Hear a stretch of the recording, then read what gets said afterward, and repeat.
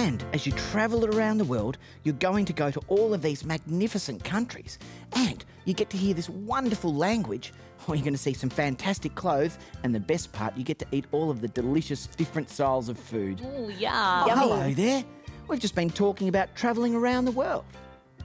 And as you travel around the world and go to the different countries, you're going to hear lots of different styles of music. Well, that's because there's so many special instruments from all around the world. Can you see some of them here? What's Beth got? Well done. It's a drum from Africa. Yes, music from Africa has lots of drum sounds. African music has been around for thousands of years, and it's used to make music you can dance to and songs to share stories. African drums come in all sorts of sizes, and you use your hands to play them, like this. Can you pretend to play your African drums?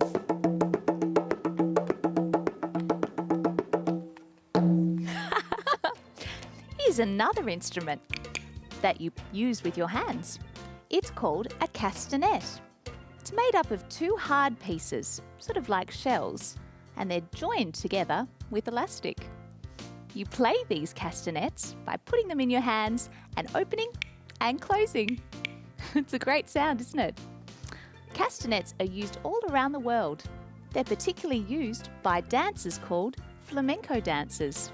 Flamenco dancers create the beat of the music that they're dancing to, and they twist their hands and their arms and they stamp their feet. Marcy, do you think you might do a little bit of flamenco dancing for us now? I'll try.